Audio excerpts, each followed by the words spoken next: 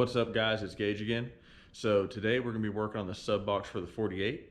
As you saw in the last video, we got it roughly put together, got the sub mounted in there just to see how it fits and make sure everything was squared up. So what we're going to do is we're going to seal the box today, and then we're going to drop it off at bullet liner and have it bed lined because the box is never going to be seen. Didn't really want to wrap it in carpet, and with the bullet liner, it'll help it be waterproof or water resistant. So let's go ahead and jump into getting the bottom off and start sealing this box up. All right, guys, so I started already, got the sub out, got the terminal taken out. I did already sand this box just to smooth it out and go ahead and get that done. So I'm gonna push the bottom out of this box, and we're gonna silicone it from the back side to get behind this faceplate, and then we're going to put the back in there, since we will have enough room to get in here in silicone. It'd be hard to take this plate off and then silicone around it, so we're going to take that back section out and silicone from the back side.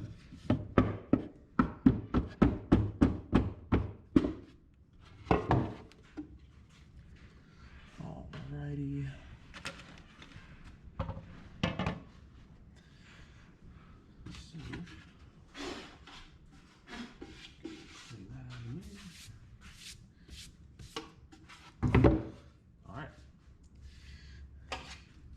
So I'm just using some generic DAP white silicone.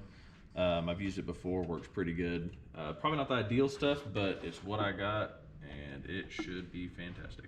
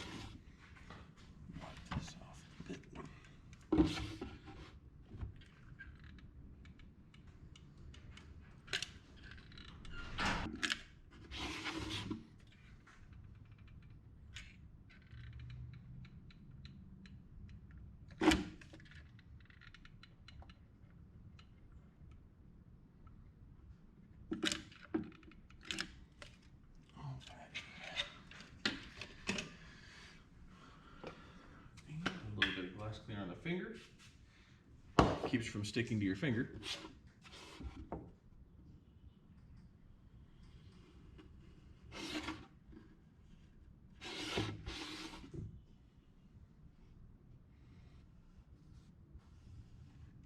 There we go. I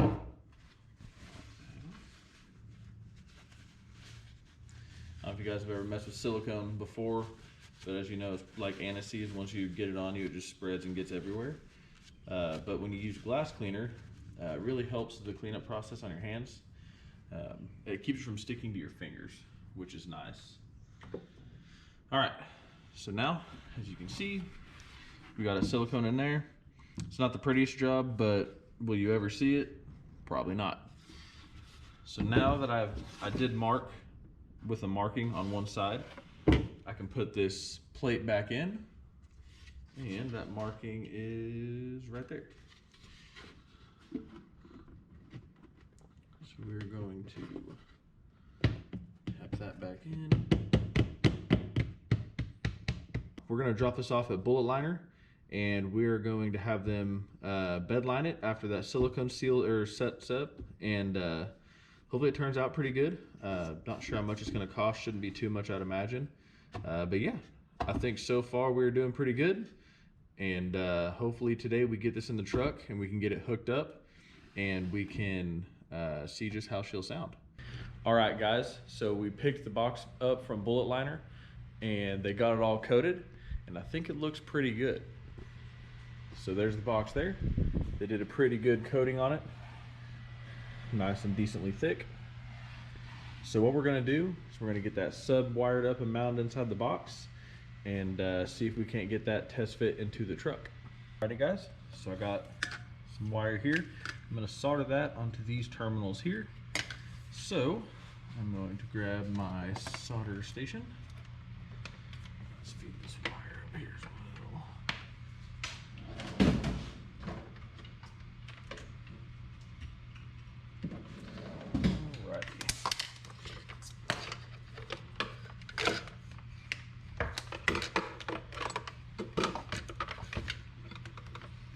And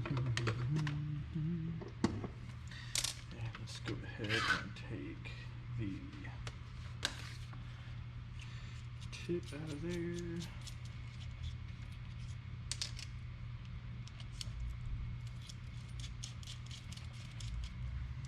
Alrighty. So what we're gonna do is we're gonna get that warmed up. Turn it to about 600 degrees. I think that should be good.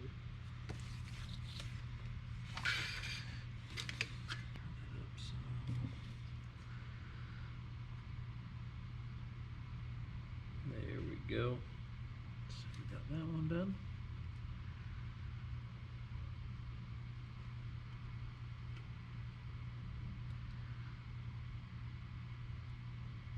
All right, got those tinned. Now do the wire.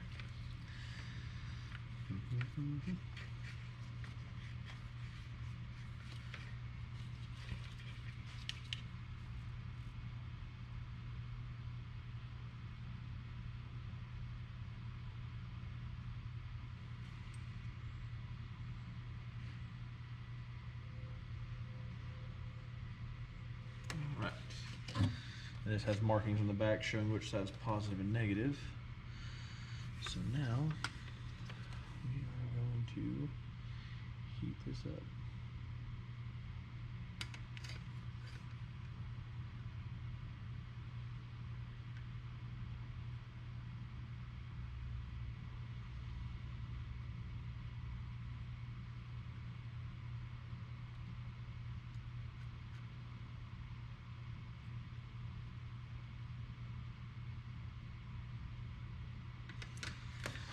Alrighty, make sure these are good. Alright, so those are nice and tight. Alright, so now what we're going to do is we're going to slide some heat shrink over that and get it heat shrunk up. Right.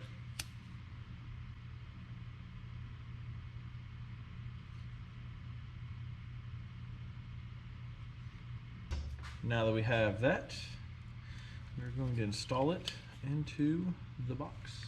Alright guys, now that we have the terminal or the wire soldered onto the terminal, we are now going to install this into the box and get the subwoofer installed in the box as well.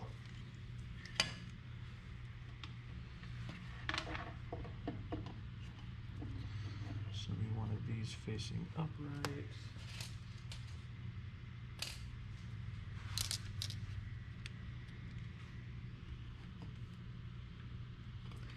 Gotta make sure the holes are somewhat still there, right? There's one. Two.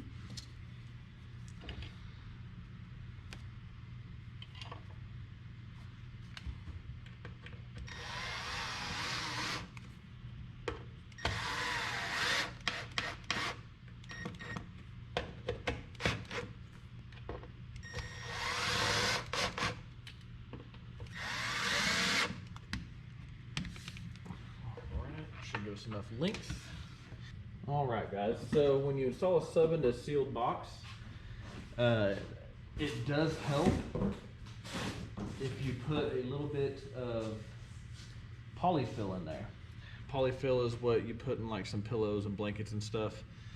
It works good in sub boxes to help the sound quality.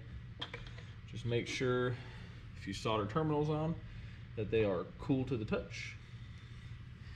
And just pack a little bit here, there, and everywhere. And that will help with the sound quality. I don't know if that's a fact or not, but it's worked for me. I've noticed a difference.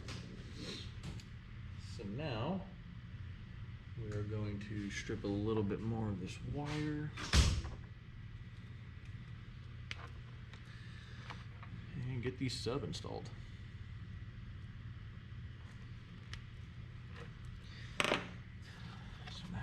We want the terminals facing the back. We have positive on the left.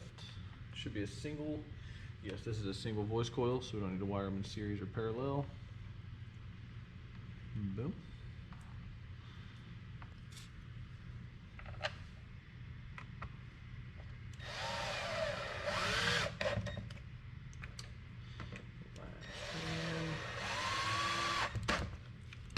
Alrighty guys,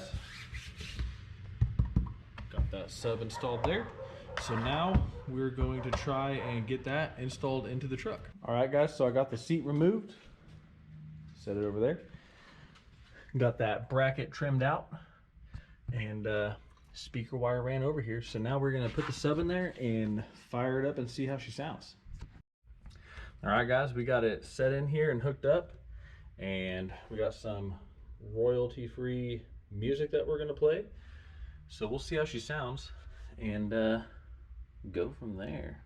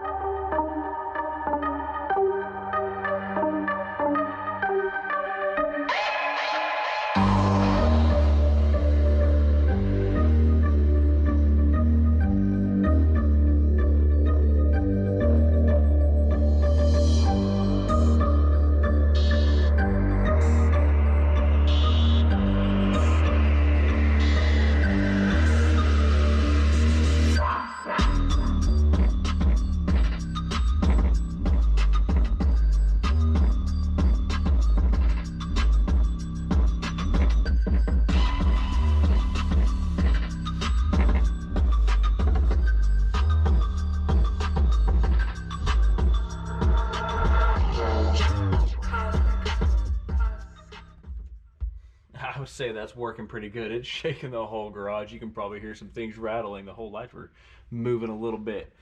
So I'd say it's a pretty good install. We're gonna get the seat in and make sure it clears, and we'll pick up once the seat's in. All right guys, we got the sub in. As you can see there, got it all under the seat bolted down. As you can see there, still have plenty of room for storage or another sub, and we have plenty of room between the sub and the top of the seat. So I would say that was a good success for today's video. Next, we will be working on the oil leak on the Monster Energy pit bike, getting that taken care of. And next is going to be the Feld bicycle. So stay tuned for those. And as always, like, comment, subscribe, share with your friends, and we'll see you in the next video. Peace.